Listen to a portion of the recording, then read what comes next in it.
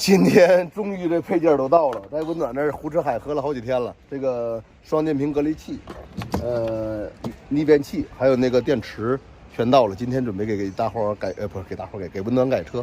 大家好，我是老狼。然后这样吧，给大家伙儿介绍个逆变器吧。大家伙儿经常会问我车上用什么逆变器啊？我不是做广告。为了防止有广告嫌疑，我把这遮上了啊。往这儿看见这个了吗？这是啥？这个波形，所有逆变器只要带这个标志的，就代表这个逆变器是属于纯正弦波的逆变器，就是和咱们市电的输出电压的那个波形是一样的，50赫兹的交流电。现在市面上的逆变器分几种呢？普通的逆变器。方波逆变器就它只叫逆变器，还有一个叫修正弦波逆变器和纯正弦波逆变器。现在呢，最便宜的就是那种普通的逆变器，但那种逆变器带一些负载的时候，它会有干扰。修正弦波的好一些，但是它带一些感性负载，比如说电机的电风扇呀，或者一些有电机之类的，它是带不了的，会有很大的噪音。所以说纯正弦波的是最好的考虑。然后纯正弦波呢也分公频和高频，这种属于高频。有些房车上用的是公频，因为它需要充电。一般的公频逆变器是需要充放电一体的，但那个体积非常大。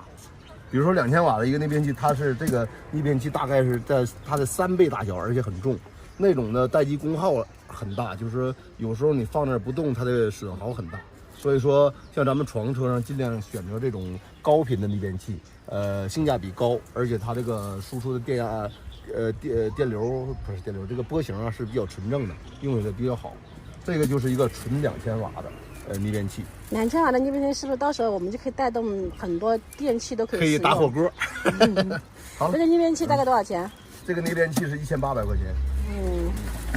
来看一下，也挺轻巧的啊。你看人这逆变器给你带的线都给带着了。这是遥控器它给带不带呢？对，我买了一个是一个带遥控的，就可以遥控它开关。这个就用上了，这是线控的是吧？对，那线控的用遥控的方便一些，直接按嘣儿开了。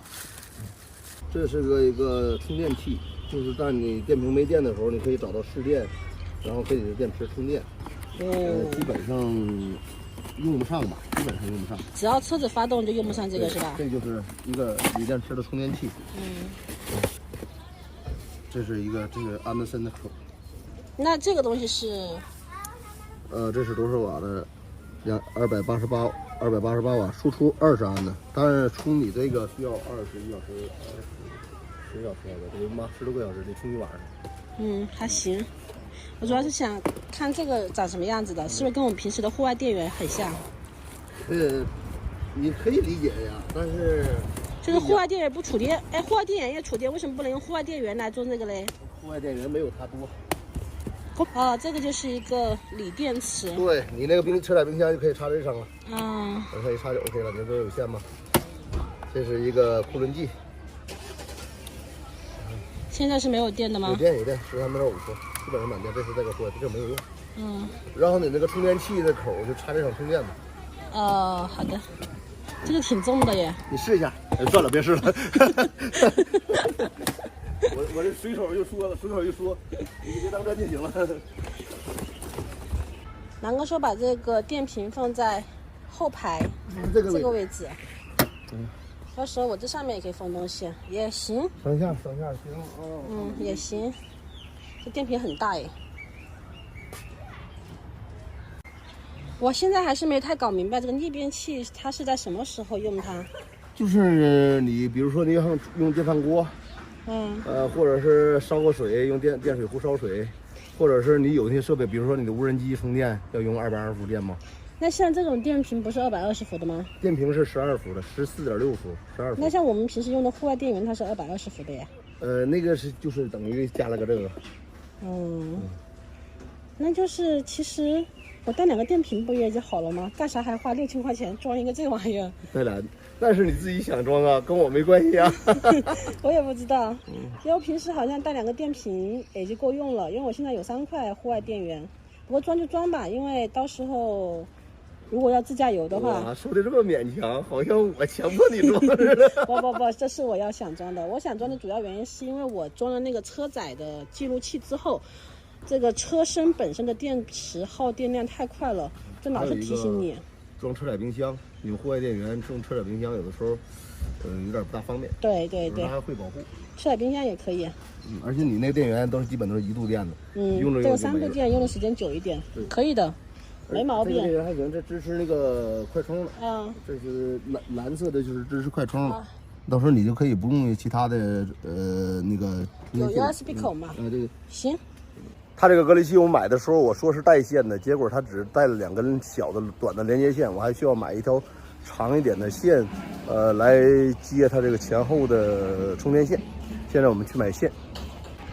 刚刚去那一家卖线的不行，只有10平方的，但是我一看它那10平方有点细，建议大伙安装的时候也尽量选择粗一点的线吧，15平方左右吧，因为线太长了、太细了，它就有线阻。有线阻的存在，它线就会发热，然后用时间长了，线太热就会容易外皮软的同时磨到哪儿就容易磨漏了。我们开车出来买来了，因为附近那块没有卖那个电缆的，咱上这个建材市场这边，上这五金城这边买了，这边有线缆，这边应该肯定会买得到的。那有几米？没得，我问下看。这个红的是几米？几平方的？10平方的，你做啥用嘛？我做那个电平线啊，电平线，汽车电平线。汽车电平线，对，要16的吗？10平方的有点细。一个颜色吗？几个颜色？一个颜色就行。买到了，这是16平方的，是我老外了。10平方往上就是16平方的，但是之前我们走那几个店都是没有的，买到16平方的了。最好还是线径粗一点的，太细了的话容易发热，到时候有安全隐患。准备安装了，我把我的工具还有电烙铁都拿出来了。然后很多朋友问说不知道线从哪儿走，在这个前面的线往车里边进，这边有个胶皮的，看见了那个位置了吗？从那个用螺丝刀在上面打个口，然后线从那里边穿。原有的防水功能和防尘功能还都在，就是正好搁那孔里边穿过来，然后穿到这个位置。这样的话，走线也安全一些，不碰铁。如果你从铁上穿过来，有的时候把铁碰漏了，会出现安全隐患的。刚刚看了一下这个隔离器，铅酸的和铁锂的还不一样安装。铅酸的话就可以不用这个线，直接安装就行。但是铁锂的电池需要用这根黄线做控制线。然后在这个保险里边找到一根 AC 的控制线，也就是钥匙门的控制线。我要找一根线，然后接到这上面，这样的话钥匙门一关就把那个断了。线从这儿已经拽过来了，一会儿然后用扎带的把它扎上。这个头一会儿烙的烧热了，要用焊锡给它焊上，以免后期造成发热虚焊。烙的已经插上电了，跟户外电源供电的，把这个线给它焊上。省着以后会虚焊。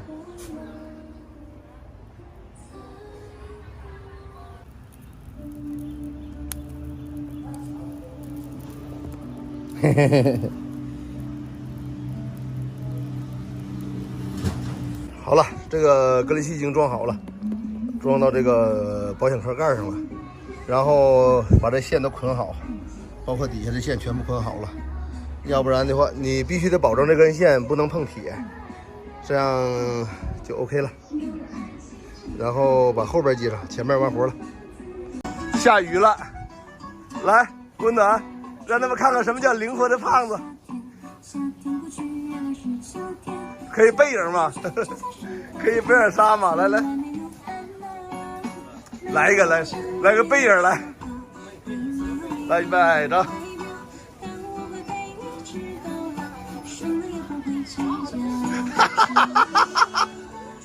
下雨了，这活干不了了。然后先暂时把这隔离器和电池装完了，逆变器也没装。温暖那个行车记录仪那个线需要换，它原来是插到车辆的 OBD 插口上了，但那个插口没法改。跟厂家联系了之后，厂家说再给补寄一条那个插保险盒上那种电源线，到时候把等那电源线到了再重新给它接。现在车辆打着了，已经充电了，这双电瓶隔离器已经工作了， 14.2伏、14.3伏，现在是充电状态。温暖，你把火灭一下，因为我看它这个歇会儿它会不会断，因为它是一个延迟的供电。好，啊，断了，已经断了，它直接就断开了，这个很快的。这13.5、13.1，一会儿这个灯灭了，它这马上这边就会断开了。